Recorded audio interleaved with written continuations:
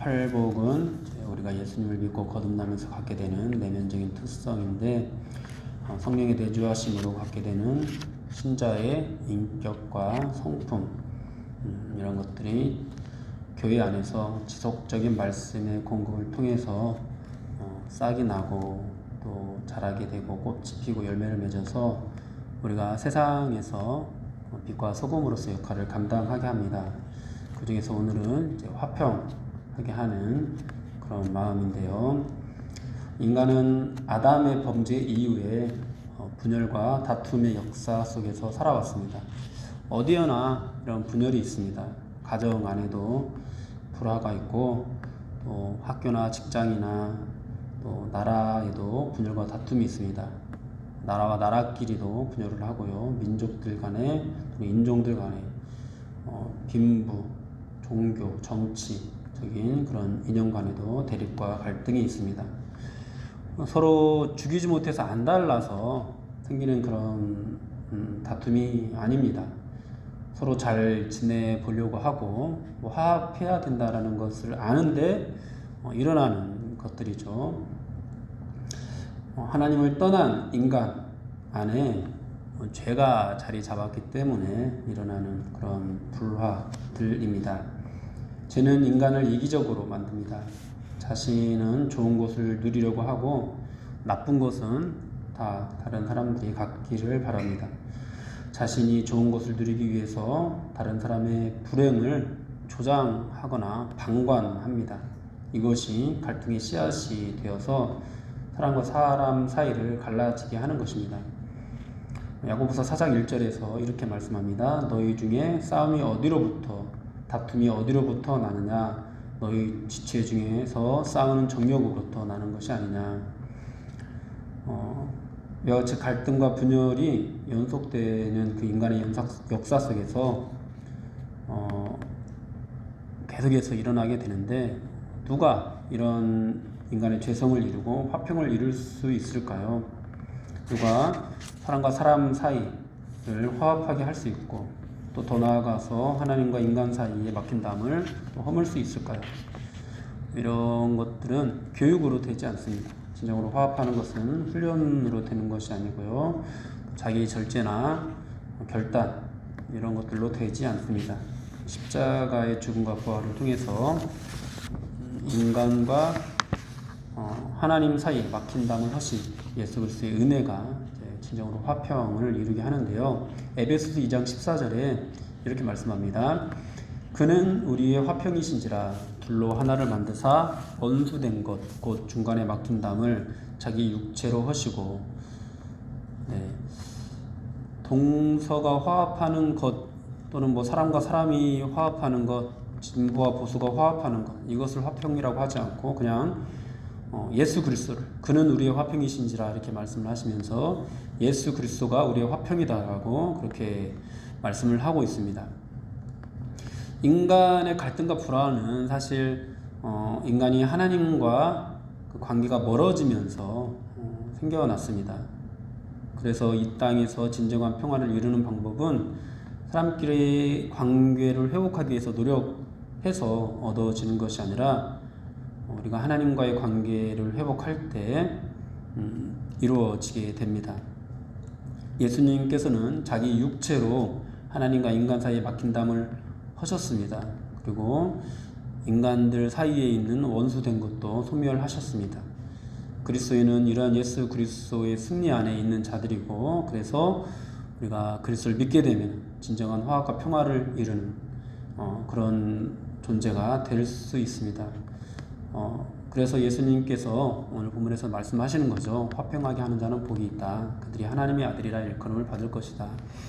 예수 그리스도만이 진정한 화평을 이루셨고, 예수 그리스도를 통해서 하나님과 화목하게 되는 것만이 이 땅 가운데서 진정한 화목을 이룰 수 있는 길이기 때문에 화평하게 하는 자, 그가 하나님의 아들의 일컬음을 받는다라고 말씀을 하고 있습니다. 그렇다면 이 그리스도인들이 어떻게 또 이 화평을 이룰 수 있을까요? 고린도전서 5장 17절에서 19절 말씀을 보면은, 그런즉 누구든지 그리스도 안에 있으면 새로운 피조물이라, 이전 것은 지나갔으니 보라 새 것이 되었도다. 모든 것이 하나님께로서 났으며 그가 그리스도로 말미암아 우리를 자기와 화목하게 하시고 또 우리에게 화목하게 하는 직분을 주셨으니 곧 하나님께서 그리스도 안에 계시사 세상을 자기와 화목하게 하시며 그들의 죄를 그들에게 돌리지 아니하시고 화목하게 하는 말씀을 우리에게 부탁하셨느니라. 예수님께서 그리스도로 말미암아 우리를 하나님과 화목하게 하셨다라고 이렇게 말씀을 하고 있습니다. 그리고 그렇게 하나님과 화목하게 하셔서 우리가 새로운 피조물이 되게 하셔서 화목하게 하는 직분을 주셨다라고 말씀을 하고 있습니다. 그러므로 우리가 이 땅 가운데서 화평을 이루는 것, 화목을 이루는 길은 그리스도 안에서 하나님과 화목하게 되는 것을 통해서 이루어지게 됩니다.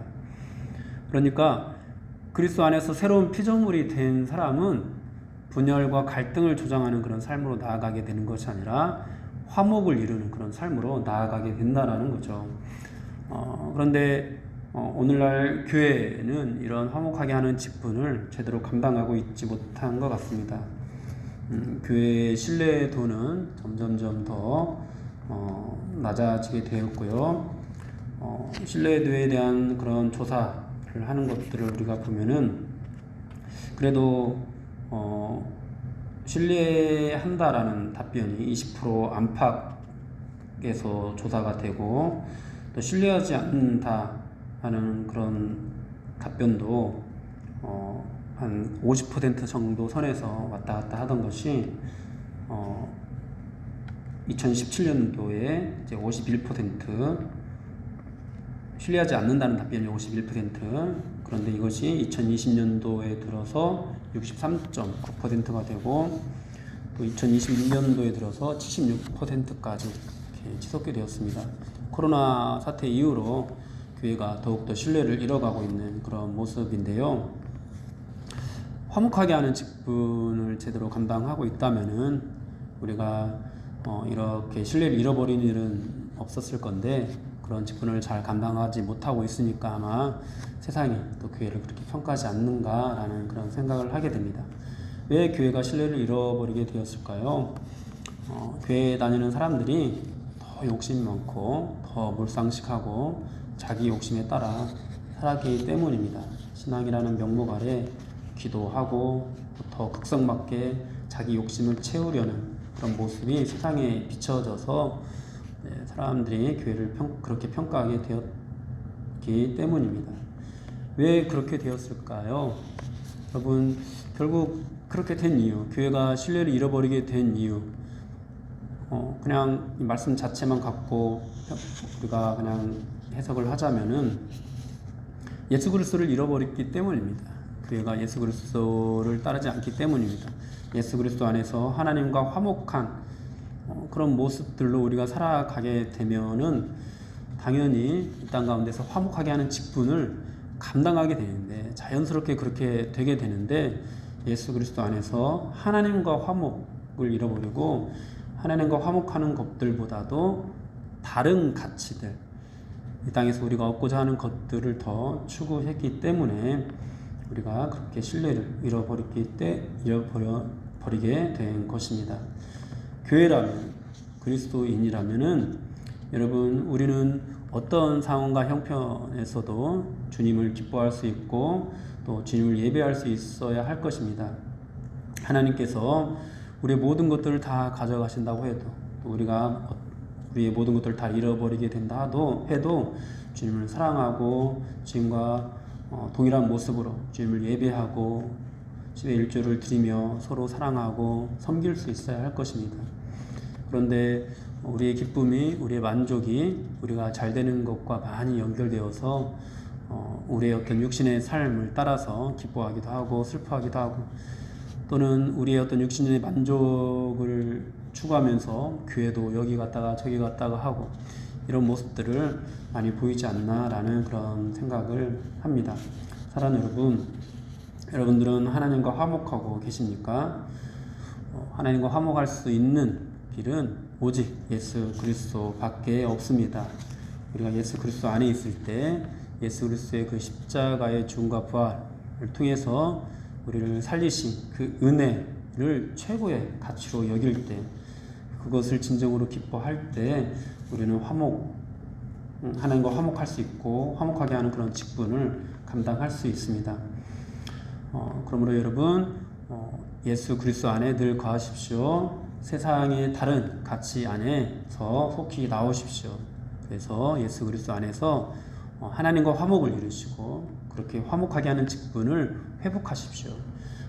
우리가 특별히 세상 사람들과의 어떤 관계를 개선하기 위해서 노력하지 않아도 하나님과의 관계만 제대로 회복될 수 있다면은 자연히 우리 교회의 신뢰도는 회복될 수 있을 것입니다.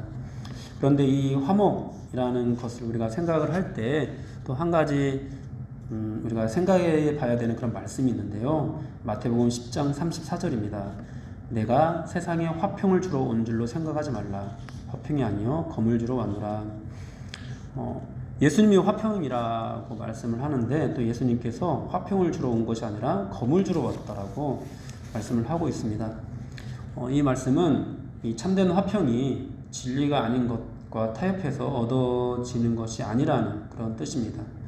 말씀의 검으로 치열하게 싸워서 진리를 바로 세울 때 이 화평이 주어지게 된다라는 것이죠.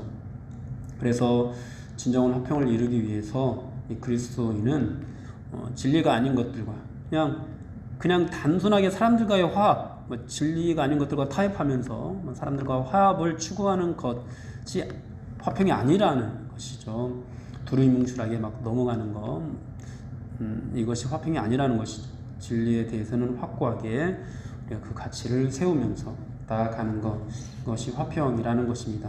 결국 이 말씀도 우리가 그리스도 안에 있는 것, 그러니까 그냥 단순히 사람들 간의 어떤 화합을 추구하는 것으로 화평을 이루는 것이 아니라 그냥 그리스도 안에 있는 것으로 진짜 화평을 이룰 수 있다라는 것을 더욱더 뒷받침해주는 그런 말씀이 되겠습니다.